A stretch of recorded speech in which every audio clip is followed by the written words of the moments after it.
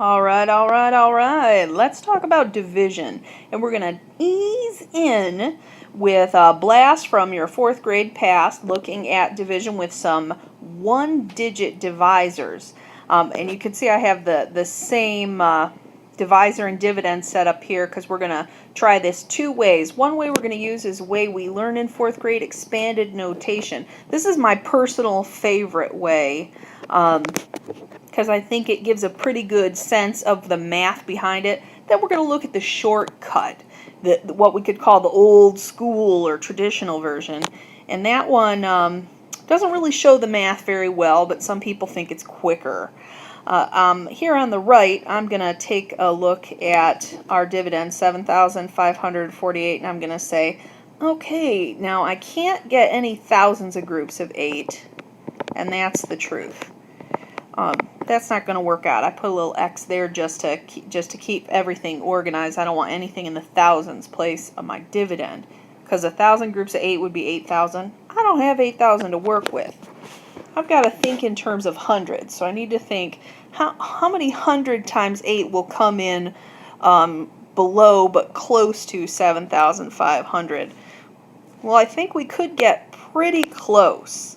I know that 9 times 8 is 72, so 900 times 8 is going to be 7,200. Yep, that is going to be exactly what I'm looking for.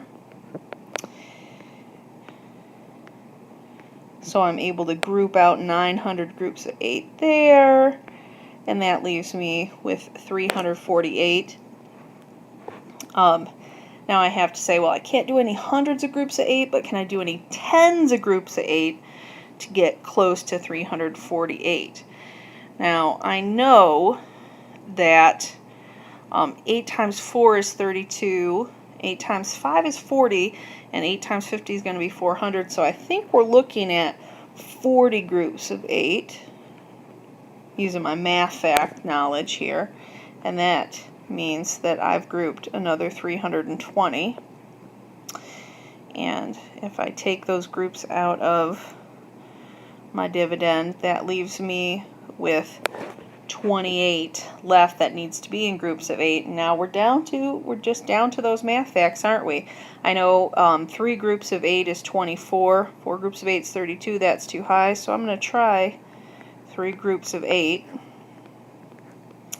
And what I find is that means that I have 943 as my quotient, but with a remainder of 4.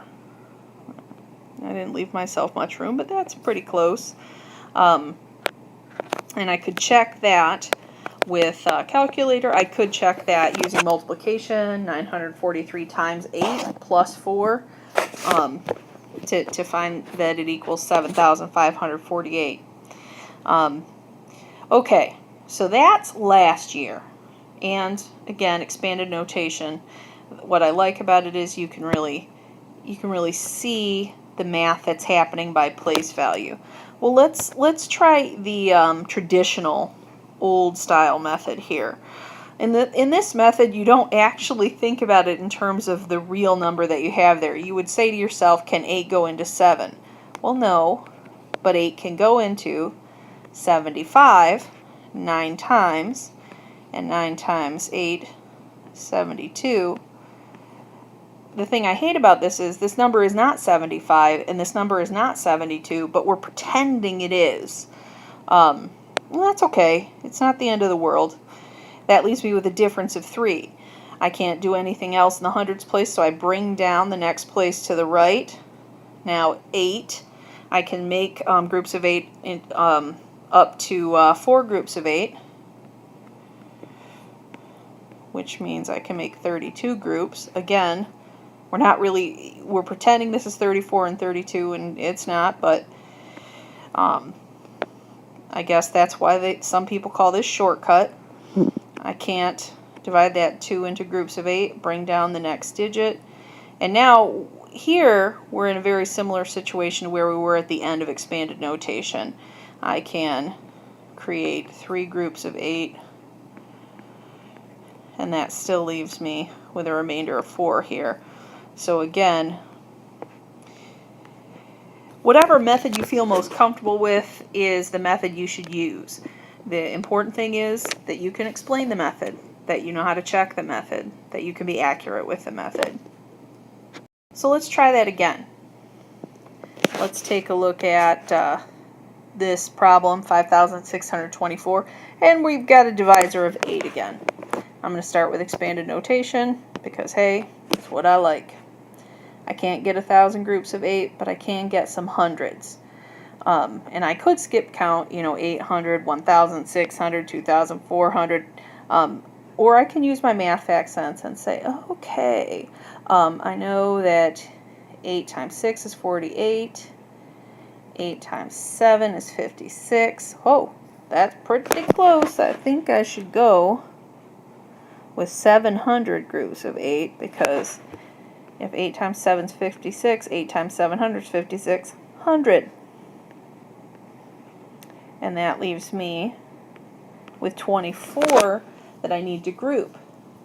The thing you need to pay close attention to here is I need to make 3 groups of 8, not 30 groups. 8 times 3 is 24, so I have to make sure that 3 is here in the ones place. 8 times 3 is 24.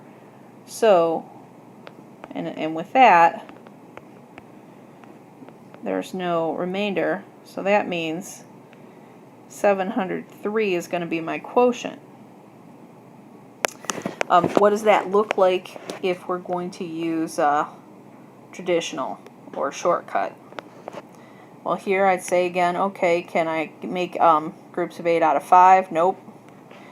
What about 8 into 56? 8 goes into 56 7 times. And 56 take away 56 is nothing. We're clearly not done though. We need to somehow magically bring down this 2. Here's the tricky thing in shortcut. When I look and I see, well, I can't make a group of 8 out of 2, I have to say, okay, there are 0 groups of 8 in this spot. Bring down the next digit. And again, I can make 3 groups of 8 to get to 24. We end up in the same spot, 2 slightly different ways. You could do this. Use the way that you're comfortable with.